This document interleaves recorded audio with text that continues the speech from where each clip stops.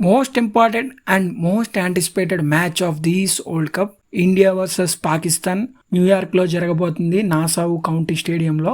ఈ మ్యాచ్ కి ఎంత హైప్ ఉందో స్పెషల్ గా చెప్పక్కర్లేదు. ఈ మ్యాచ్ గురించి కళ్ళు కాయలు కాసేలా షెడ్యూల్ ప్రకటించినప్పటి నుంచి ఎదురు చూస్తున్నారు. ముందుగా మనం రెండు జట్ల ప్లేయర్ల గురించి, కాంబినేషన్స్ గురించి, పిచ్ కండిషన్స్ గురించి మాట్లాడుకుని ఎవరికి ఎక్కువ అవకాశాలు ఉన్నాయో మాట్లాడుకుందాం. మెయిన్గా ఇండియా వర్సెస్ పాకిస్తాన్ క్లాష్ అంటే ఓల్డ్ క్లబ్స్లో ఇండియా డామినేషన్ ఎలా ఉంటుందో స్పెషల్గా చెప్పక్కర్లేదు. ఇప్పటి వరకు ఇండియా పాకిస్తాన్ మధ్యన జరిగిన మ్యాచ్లో ఒకే ఒక్క మ్యాచ్లో ఇండియా ఓడిపోయింది, అది కూడా 2021లో. మిగతా అన్ని మ్యాచ్లు ఇండియా గెలిచింది. సో ఇండియా ప్రెజర్ సిచ్యువేషన్స్లో పాకిస్తాన్ పైన ఎలా రాణిస్తుందో ఈ స్టాట్స్ని బట్టి చెప్పొచ్చు. అండ్ పాకిస్తాన్ కూడా అంత ఈజీ టీం ఏమీ కాదు. వాళ్ళ దగ్గర 4 స్పెషలిస్ట్ మంచి పేసర్స్ ఉన్నారు. మొహమ్మద్ ఆమీర్, షాయిన్ అఫ్రిది, హ్యారిస్ రాఫ్ అండ్ నజీమ్ షా. వీళ్ళ గురించి స్పెషల్గా చెప్పక్కర్లేదు. అండ్ ఈ టోర్నమెంట్లో ఇప్పటివరకు చూసుకుంటే ఇద్దరు చెరొక మ్యాచ్ ఆడారు. ఇండియా ఏమో ఐర్లాండ్ పైన నగ్గు వస్తుంది, పాకిస్తాన్ యుఎస్ పైన ఓడిపోయి వస్తుంది. కాబట్టి ఇండియాకి కొంచెం ఎడ్జ్ ఉండొచ్చు, ఎందుకంటే ఈ స్టేడియంలోనే వాళ్ళు ఇంతకుముందు మ్యాచ్ ఆడారు కాబట్టి ఆ కండిషన్స్ కొంచెం తెలిసి ఉంటాయి. బట్ ఈ కండిషన్స్ ఎంత తెలిసినా పిచ్ అనేది అన్ప్రెడిక్టబుల్గా కనిపిస్తుంది. ఆ గ్రౌండ్లో ఉన్న ఏ పిచ్ అయినా సరే అన్ప్రెడిక్టబుల్గానే ఉంది. మరి ఐసీసీ వాళ్ళు పిచ్ గురించి గట్టిగా కేర్ తీసుకుంటున్నాం, పిచ్ మంచి స్పోర్టింగ్ వికెట్ ఉంటుందని చెప్తున్నారు. చూద్దాం ఎలా ఉంటుందో. ఇండియా ప్లేయింగ్ 11 విషయానికి వస్తే లాస్ట్ మ్యాచ్లో ఏ కాంబినేషన్తో ఆడారో ఈ మ్యాచ్లో కూడా అదే కాంబినేషన్తో వస్తారు.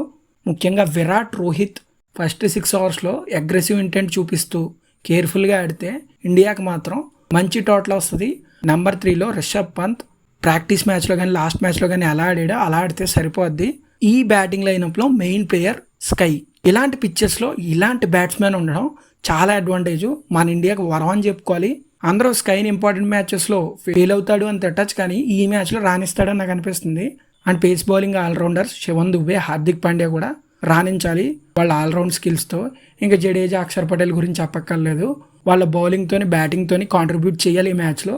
మెయిన్గా జడేజా ఫామ్ అనేది ఇండియాకి చాలా అవసరం. సూపర్ 8లో మెయిన్ ప్లేయర్ జడేజా. అండ్ ఇంకా మన పేసర్స్ గురించి చెప్పక్కర్లేదు. హర్షదీప్, సిరాజ్, బుమ్రా కలిసి కట్టుగా రాణించారు వార్మప్ మ్యాచ్లో కానీ ఫస్ట్ మ్యాచ్లో కానీ. కాబట్టి ఇండియా పేస్ గురించి అయితే కంగారు పడక్కర్లేదు. పవర్ ప్లేలో సిరాజ్, హర్షదీప్ చూసుకుంటే డెత్ ఓవర్స్లో బుమ్రా చూసుకుంటాడు. ఇండియా టీం చూస్తే చాలా బలంగా ఉంది. ఈసారి కూడా ఇండియాయే గెలిచేలా ఉంది ఎప్పట్లాగే. పాకిస్తాన్ విషయానికి వస్తే వాళ్ళ ఓపెనర్లే వాళ్ళకి బలం, బలహీనం కూడా. వాళ్ళు ఎంతసేపు క్రీజ్లో ఉంటే అపోనెంట్ టీంకి అంత అడ్వాంటేజ్. బికాజ్ వాళ్ళ స్ట్రైక్ రేట్ అనేది మెయింటైన్ చేయరు, లో స్ట్రైక్ రేట్స్తో ఆడతారు. అండ్ ఇంకో విషయం చెప్పాలి, ఈ టోర్నమెంట్లో వాళ్ళు ఉస్మాన్ ఖాన్ అనే ప్లేయర్ని తీసుకొచ్చారు. ఆ ప్లేయర్ రీసెంట్గా జరిగిన పిఎస్ఎల్లో ఎక్సలెంట్గా పర్ఫామ్ చేశాడు. రిస్క్ తీసుకుని ఆడే ప్లేయరు, చాలా బాగా ఆడతాడు. సో అతని వికెట్ మనకు మెయిన్. కానీ పాకిస్తాన్ బౌలర్స్తో అయితే జాగ్రత్తగా ఉండాలి. ముఖ్యంగా వాళ్ళు పవర్ ప్లే ఆమీర్ అండ్ షాహిన్తో స్టార్ట్ చేస్తారు. వాళ్ళతో కొంచెం జాగ్రత్తగా ఉండాలి. విరాట్ కోహ్లీ అయితే మాత్రం ముందే గట్టి ప్రిపరేషన్స్తో రెడీగా ఉంటాడు ఇలాంటి ఇంపార్టెంట్ మ్యాచెస్లో. ఆల్రెడీ మనం ప్రీవియస్ వరల్డ్ కప్లో మెల్బోర్న్లో చూసాం ఎలా ఆడాడో.